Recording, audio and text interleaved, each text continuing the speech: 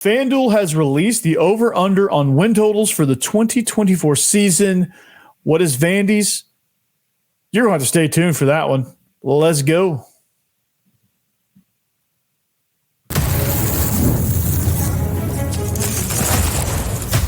You are Locked On Vandy, your daily podcast on the Vanderbilt Commodores. Part of the Locked On Podcast Network, your team every day. Welcome into the Locked On Vandy podcast and the Locked On Podcast Network. I'm your host, Corey Burton. On today's episode, we're going to tell you whether or not you should take the over-under on Vandy's win total for 2024. Also, baseball getting a huge win back in the win column against Eastern Kentucky. And the hoops team, the men's hoops team, not so good against UGA. We'll talk about all of that. But first, thanks for making Vandy, Locked On Vandy, your first listen every single day. Thank you to everydayers as well. We are free and available wherever you get your podcast and on YouTube as a part of the Locked On Podcast Network, your team every day. Today's episode is brought to you by Fanduel. Make every moment more. New customers, join today, and you'll get $150 in bonus bets if your first bet of $5 or more wins. Visit FanDuel.com/lockedon to get started. So, speaking of Fanduel, it's a perfect title sponsor here, perfect episode sponsor, because our friends at Fanduel have released for the SEC. They've probably done it for other conferences too, but let's be honest, all we care about here is the SEC. Over-unders for win totals on the 2024 season. So I asked you before, where's Vandy sitting? If you guessed 2.5, you are correct. So what did we do? Man, you know what? I am smashing the over. Give me the over all day, every day. You just take the three non-conference wins, or the three non-conference teams that we play, Georgia State, Alcorn State, and Ball State. You take those three, and you've got your over right there. So for that reason alone, I'm taking the over. All right. But I'm going to tell you some other reasons why too, because, you know, it goes a little deeper than that. And I think this, you know, I've said from the minute I started this show and the minute Clark Lee started reorganizing the football program, is that I think 6 wins is well within reach. And we'll talk about why some of the other over-under win totals on some of these teams in the SEC on Vandy's schedule would lend you to believe that there's a little bit of confidence that Vandy can win some games that you wouldn't otherwise be confident that they could win. So smashing the over. Why are we smashing the over? I love it. 2.5. I feel like that's easy money. And if they hit the under, it gives Candace Story Lee, it gives her a chance to say, you know what, Clark Lee, they set your bar really low and you didn't get it. You got to go, right? It gives her an easy decision if he doesn't hit it. So, but I think they do. I'm taking the over there. I'm very confident in that, right? And part of that is the complete reorganization of the program. Now, what that entailed was that, I mean, he changed everything, man. Clark Lee was instrumental in making sure that, hey, we only won 2 games last year. I need to completely redo the way that this football program runs. We need to invest in NIL, which they have. They need to participate better in the portal, which they have. Right? They lost a bunch of guys to the portal, and probably rightfully so. You go 2-10, there's going to be some problems. So they lose guys in the portal. Okay. All right. He fires coaches. He fired his coordinators. He took over the defense. I thought he made a great hire at offensive coordinator. I think Tim Beck was now, if Tim Beck is being hired at Alabama, okay, maybe it's a kind of a different sentiment, but I think for what Vandy needs to do offensively and what they hired, I think is a perfect match, right? It's about a fit, right? Tim Beck's not going to fit everywhere, and that's okay. He's found his fit at Vanderbilt. Hired Jerry Kill as a special advisor. That guy seems to have a Midas touch, man. And if he didn't have health problems, he'd probably be sitting in a Power 5 head coaching spot, or he might have fled to the NFL too. I don't know, but you would have had that going on, right? You hire their defensive coordinator or their co-defense coordinator. I can't remember if he called plays or not. I'm not sure. but Coach Mack coaching the safeties, I think he's going to be incredible. Just the way this coaching staff is rebuilt a little bit, I think really kind of fits a lot of what Vandy needs to do. And the two additions in the transfer portal at the quarterback position are going to be extremely pivotal in that, at least in, if you're betting the over on 2.5, at least hitting that bet, because these quarterbacks are dynamic and they fit to a T what Tim Beck wants to do scheme-wise, and we've talked about that. Go check out our previous episodes there. So I'm excited about that. Robbie Steiner, the new strength coach, I think they're making significant gains there. I see they're putting out more social media content now this year as far around that. I think there's a new attitude in the weight room. I think he's getting after it. You're hearing guys complaining about how bad it is. And when guys are complaining about how bad it is, it means they're doing something right, because they're getting better, they're getting stronger, they're getting more mentally tough, which is what they need. The team last year lacked mental toughness. Something went wrong, in the tank, right? They were significantly weaker, significantly less athletic, and they couldn't prevent injuries as well. So they changed all of that with a new strength program. And from what I've heard, it's going extremely well. So that's something to get excited about in addition to that. So is Vandy going to win the SEC championship? No, they're not going to win the SEC championship. They've got a long way to go as a program. Obviously, not much worse you can get. Obviously, going over is worse, but you're not too far away from that right now. So 6 wins would be definitely grounds for an extension, all that stuff. But I'm liking the direction of this program. The quarterbacks they brought in, the receivers I think are a good fit. The offensive linemen I think will fit right in on the interior, because that's what they needed the most. They've got some young, unproven tackles, but some really good athletic bodies out there that just haven't had the SEC experience. But I think you have a lot of guys in the offensive line, more guys returning than you think, but returning talent. They still got to learn the new scheme, but I think another portion of it is the scheme will help them. The way Tim Beck calls the games, it's going to help the offensive line perform better, because teams aren't going to load up situationally like they were able to last year, because Vanderbilt was extremely predictable. And when it was 3rd and long, they did what teams do on 3rd and long. Oh, we're going to throw a screen. Oh, okay, we're going to load up and screen blitz you. Or like 2nd and 10 here comes a run blitz, stop for no gain. And they wondered why they were blocking 5 on 7 in the box. Like it's just not good numbers, not good situations, and it just didn't work out. They just didn't seem to have a rhyme or reason for what they were doing. So I think the scheme is going to be a better fit as well. And so I am smashing the over 2.5, smashing the over. All right. Also, it was interesting reading this article, looking at some of the lines from around the league. Vandy plays Alabama. Alabama's over under win total is 9.5. I don't think it's been that in quite some time. But I still think they hit the over on that. Texas is sitting at 10.5 on their over-under. They're going to have an interesting season. They host Georgia as probably their biggest game on the road at A&M. And I believe they host – who else do they host? I can't remember their schedule. I'm not going to look it up. But I know they host Georgia. I know they're on the road at A&M. And they got a decently hard schedule. South Carolina – over under at 5.5. That honestly could go either way. They could hit the over way up there, or they could definitely hit the under at like 3 wins. And for Vandy's sake, I'd probably hit the under on South Carolina, because if they're gonna hit the under, it means they're gonna have to lose to Vandy. And I think that's a very distinct possibility. Kentucky sitting at 5-5 at the point that Vandy gets them in the season. They could be still trying to find their way with a new offensive coordinator and a new quarterback in Brock Vandagriff and some new skill guys.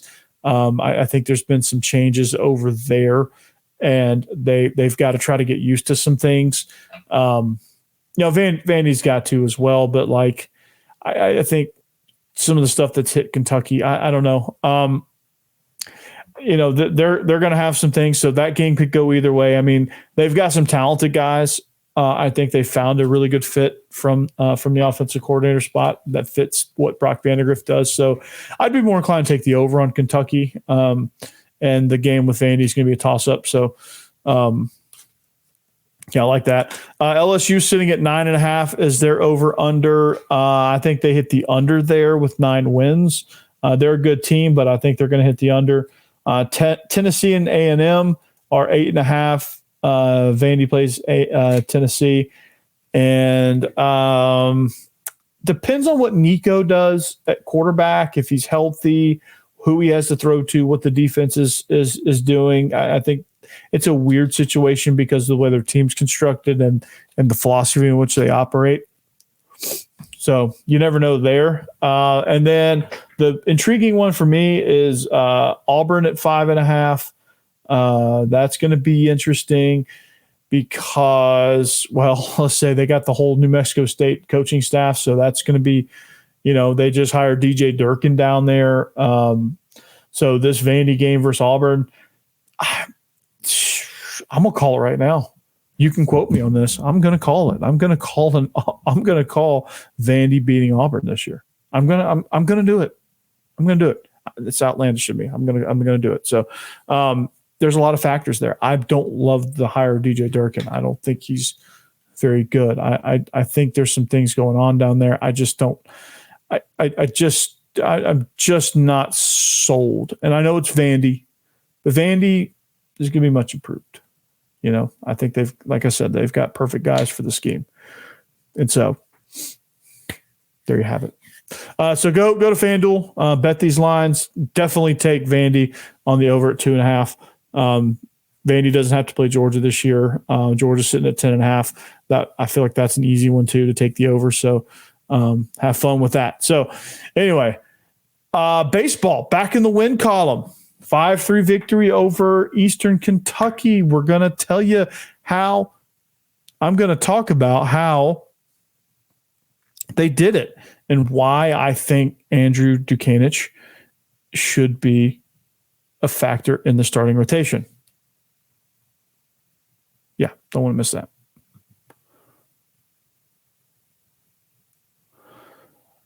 All right. This episode is brought to you by eBay Motors. Is it passion? Is it drive? Is it patience? What brings home the winning trophy is also what keeps your ride or die alive. eBay Motors has everything you need to maintain your vehicle and level it up to peak performance. From superchargers, roof racks, exhaust kits, LED headlights, and more. Whether you're into speed, power, or style, eBay Motors has got you covered. With over 122 million parts for your number one ride or die, you'll always find exactly what you're looking for.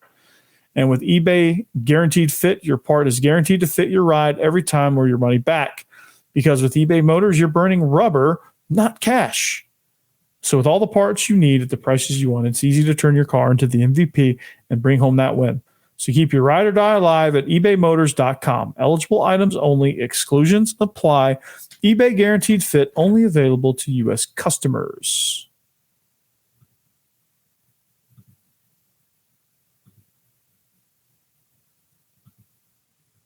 All right, welcome back. We are Locked On Vandy podcast on the Locked On Podcast Network. Thank you for making us your first listen each and every day. Make sure you make Locked On SEC your second listen each and every day. Get all the coaching news there. They're going to break down all of the over-unders, probably more detailed than I did, but I just took care of Vandy. So, Chris, thank you. Actually, Chris, you're welcome. So, anyway, if you want to check out the rest of those lines, hop on over there. But Vandy Baseball's back in the win column. As I said, they win 5-3 over Eastern Kentucky. And the Duke, Andrew Dukanich, was absolutely brilliant. 4 innings pitched, 6 strikeouts, 1 hit, no runs. And honestly, they need to leave him in longer. They need to leave these starters in longer. Like, I know the analytics. I know you're trying to get these guys stretched out, but like, you got to stretch him out, man. Like, you have a bullpen that has issues, you got to win games at the end of the day. So, and I know this was a win, and win's a win, but like your bats are struggling. When you have a guy that's throwing like that, when you have a guy that's dealing, leave him in. Let your bats try to figure it out as he's going, because it takes the pressure off them. Once the bullpen comes in, they start getting base runners and they start putting guys in scoring position. They start plating runs.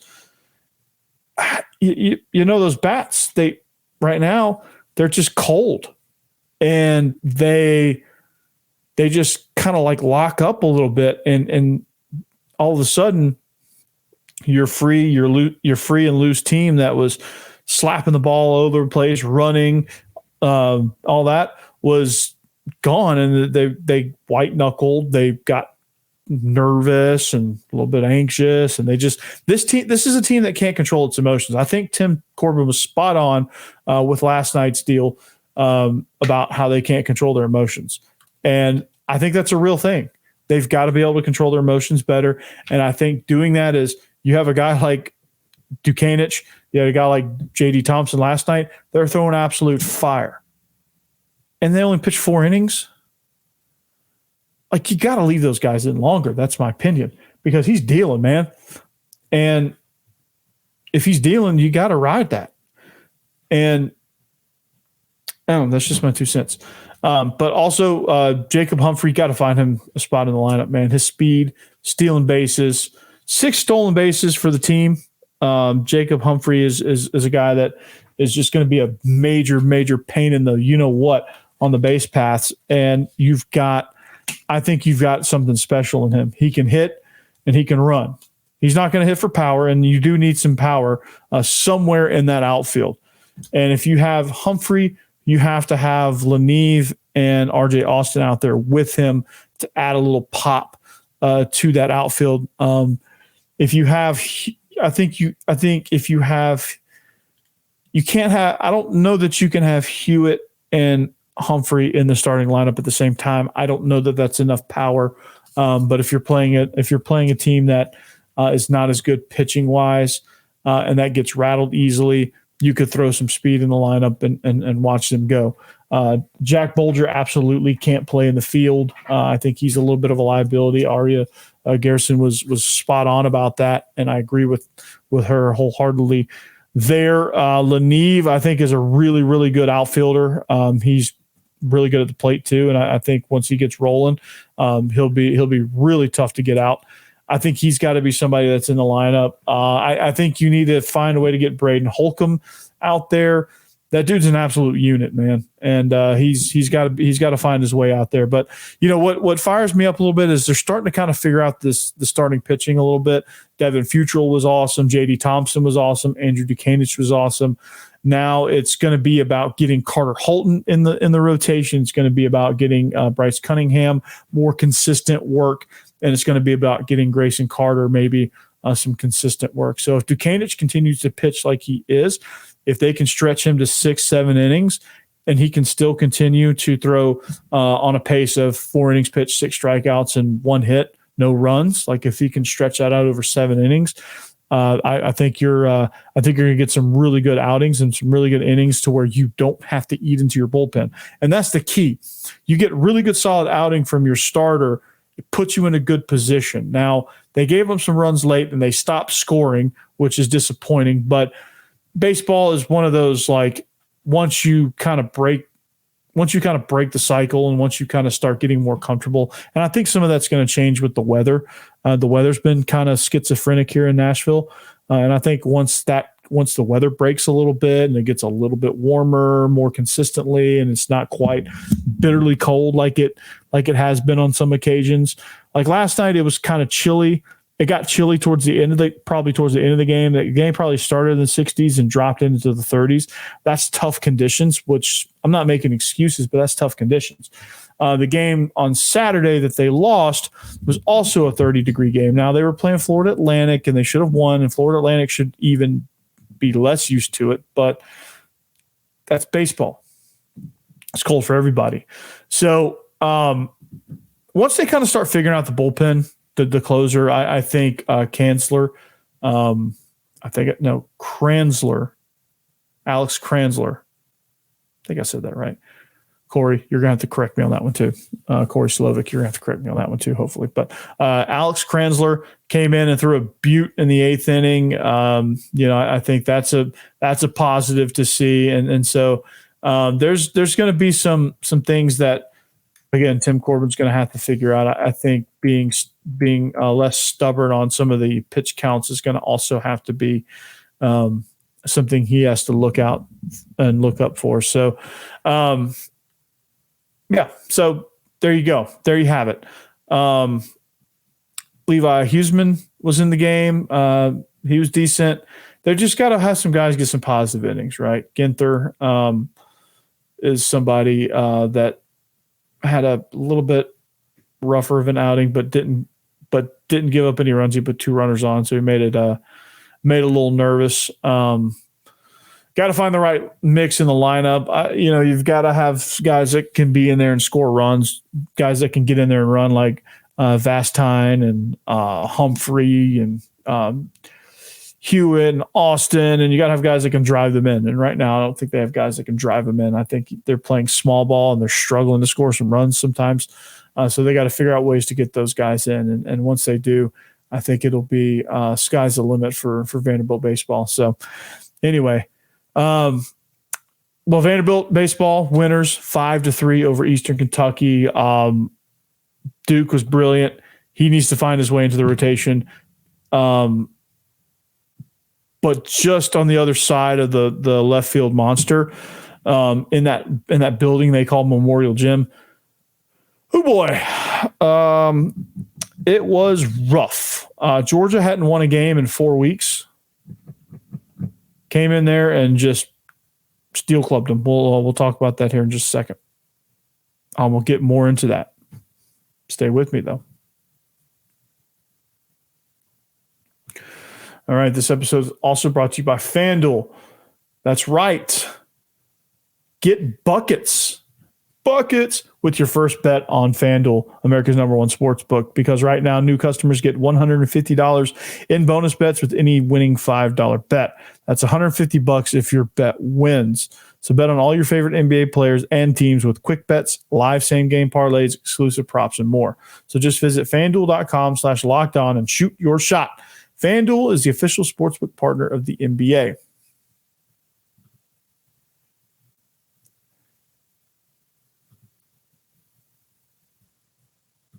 And speaking of the NBA, if things continue to go the way they're going for Vanderbilt basketball, that's where Jerry Stackhouse might find himself, is back in the NBA on the bench somewhere. It was a rough go tonight for Vanderbilt basketball. It's not good. Let's just say. I'm going to be nice about it. Just not good, right? 74-57 was the score at one point. I don't know what the final was. I don't really think it matters. Georgia was just absolutely outstanding all night. When you look at kind of how they started, I mean, it was just all Georgia. And they just jumped on them all night long. So I don't know what at this point what to say about Vanderbilt. They didn't lead at all. They've trailed by as much as 23. It is bad. It is very, very bad. And the shooting was abysmal again. 36% from the field. They were almost equally as bad from three-point range. They got out-rebounded 39-26. Georgia finally out-rebounded somebody. There was no feel. Just the atmosphere was awful. There was no fans, really. Rivera Torres has hit a wall. He's in a slump. He hadn't scored double figures in a while. They've averaged 3.6 points per game. They've shot 16% from the field, or he shot 16.3% from the field. He's been abysmal lately. He's been a huge slump. Paul Lewis, he had his season high, but he had 18 points. But I feel like the rest of the team didn't have much more. It's just everything surrounding the program is just missiling towards rock bottom. And what was such a good night for baseball, getting back on track, basketball had no such luck. And Georgia is a team that's been really struggling, especially late in games, especially second half of games. They've been really kind of struggling to hold a lead because, they go cold, they turn the ball over, and it's it's kind of a similar story there. But for Georgia, I think tonight they had better shot selection. They were able to dominate the boards, and they were able to close out on Vandy and forcing Vandy to take highly contested shots, low percentage shots, and just really kind of disrupt things. So, the rumors obviously are flying. That's no secret. That's not something that's hush hush. That okay, we can't talk about that. But there's just some things rumbling, and it's only going to get louder for Jerry Stackhouse. And I just can't imagine. I just can't imagine watching this season unfold and thinking, okay, he's going to survive this. I just don't think that he will, right? I just don't think that he will. I think he's going to be, like I said, he's going to be on an NBA bench next year, and that's kind of where he wants to be. And so I'm just, I don't know. I'm at a loss for words at this one. It just feels like a broken record type situation. It just feels like, over and over and over again. I'm talking about, okay, they were abysmal shooting. Rivera Torres is, he was terrible again. Mannion tries to do it all by himself. He can't. There's no team that has one single player that can do it all. They have no presence inside. They can't rebound. They're not moving the ball around. They're all just kind of standing there watching. You can hear the conversations in the stands because there's that few fans there, and you can hear individual conversations. You can probably hear Stackhouse walking on the floor with his dress shoes, right? Like that's just the atmosphere is boring. The team played as if the atmosphere was boring. It seemed like they were bored. It seemed like they were checked out. It seemed like Stackhouse is just at a loss. You can see it all in his face. He's just like, just emotionally beat down. Like you can see it. The team is just ready for this season to be over. There's just a lot happening with this team that I don't know, man, like change is absolutely necessary. And sometimes change is not always a horrible thing. It doesn't mean that like he's a bad dude. It doesn't mean that he's a horrible coach. It's just not a right situation for him right here. Coaching at Vanderbilt did not work out, is not working out, and won't work out. He hasn't made a tournament. I don't think he's committed to doing things that you have to do in college.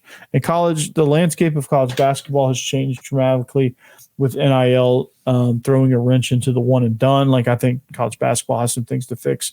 That's a different topic for a different show. But on the issue of Jerry Stackhouse, it's going to be hard to keep the negativity down. It's just going to be hard because a lot of people are down on the program, and they have every right to be because this is not acceptable.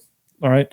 If you're, if you're trying to make a name for yourself, you can't have your football team go 2-10 and then your basketball team go 7-19 overall and only win 2 conference games. Like you can't have that. It's just not acceptable for that to happen. So, again, the guy that's the most accountable for that is the guy in the suit. And so, anyway, it's just not pretty. Change is inevitable, and that's okay. But this game was atrocious, and it's going from bad to worse each and every night. They've got to figure something out, and they've got to figure it out fast, or this team is going to spiral into an abyss that well, they just don't want to spiral into this abyss. So anyway, that's going to do it for us, man. To recap, smash the over 2.5 wins for Vandy football. I think that's an easy bet. Vandy baseball, glad to get them back in the win column. Andrew Dukanich, glad he had a really nice outing. They're starting to kind of figure out who they have as starting pitchers now. So that's a positive. A lot of positives to take away from that game. And then basketball, change is inevitable. Just roll with it and just go. But this is the Locked On Vandy podcast on the Locked On Podcast Networks. Thank you for listening. Find us on social media. Find the show wherever you get your podcast or on YouTube. Thank you to the everydayers. Thank you. Without you guys, this is not possible. So with that being said, we'll see you back here tomorrow. We'll cap off the week, get you ready for the weekend series against Gonzaga, and we'll catch you back here later. Anchor down.